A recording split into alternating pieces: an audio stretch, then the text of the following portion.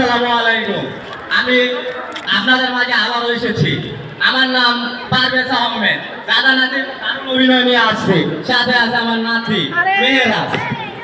আপনারা হয়তো জানেন একটা প্রবাদ আছে, পড়ালেখা করেছে গাড়ি ঘুমাই চড়েছে। না না দাদা, তুমি ভুল বলছো। পড়ালেখা করে দে পানি নিচে ফোন আসে। এই কি বলে? কি আমাকে বেশি বলো? বলতো মাউন্ট এভারেস্ট কোথায়? না তো দাদা, আমি তো জানি না মাউন্ট এভারেস্ট কোথায়। তুই এটা জানিস না? কানে ধরে যখন বেঞ্চের উপর দাঁড়া করাবো তখন সব জানতে পারবি। কেন দাদা, কানে ধরে বেঞ্চের উপরে দাঁড়ালে কি মাউন্ট এভারেস্ট দেখা যাবে? জানিস তোর পড়ালেখার পিছনে আমার কত টাকা খরচ হয়? ওই জানি দেখেই তো পড়াশোনা কম কম করে না, খরচ কমানোর চেষ্টা করি। দেবকে বলেনি রে।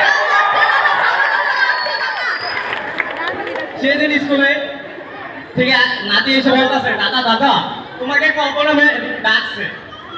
আমি তো বলি কেন ডাকছে? ওরা বলতেছে তোমাকে টিচার রুমে ডাকছে। পরে আমি গেলাম, কারণ কি কোনো সময় আমাকে কোনো টিচার রুমে ডাকে নাই। যার পরে গেলাম, বসতে বললো, বসলাম। তারপর বলতেছে আপনার নাতি এবার স্কলারশিপ পাইছে। আমি তো গর্বের সাথে বলতেছি, দেখতে হবে না নাতিটা কার। পরে ম্যাম বলতেছে আপনার নাতি তো পড়াশোনায় না, দুষ্টামিতে স্কলারশিপ পাইছে।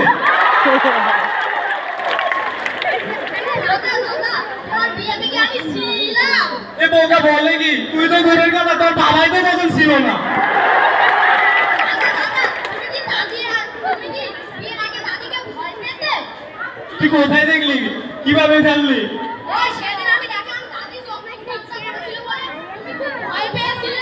আচ্ছা তার আশেপাশে তো দাদি আছে কিনা দেখে লই। না না, তো দাদি নাই। সেদিন বিয়ের আগে তো দাদি আমাকে ভয় পাইতো, বিয়ের পরে বিপরীতটা হয়ে গেছে, বাকিটা ইতিহাস। সেদিন রাস্তা দিয়ে তিন বন্ধু হাঁটতাছিল, হাঁটার ভিতরে তাদের একজনের টয়লেট পাইছে, বলতাছে আমার পায়খানা পেয়েছে। দ্বিতীয়টা বলতাছে তুই যেহেতু বলছিস আমারও পাইছে। তৃতীয়জন বলে আমারও পাইছে। তো তিনজনে বসলো, একজন এইখানে বসলো, আরেকজন এইখানে বসলো। প্রথমজনে বললো পায়খানার সময় কেউ কথা বলবে না, কিন্তু কথা বলা ভালো না। দ্বিতীয়জনে বললো তুই তো কথা বলতাছিস, তুই আগে কথা বন্ধ কর। তৃতীয়জনে বলতাছে আমি কিন্তু কোনো কথা বলি নাই, তোরা দুজনেই কথা বলছিস। সেদিন আমি দেখলাম নাতি তোর টিচার আমাকে দেখে আতঙ্কে মরে গেল।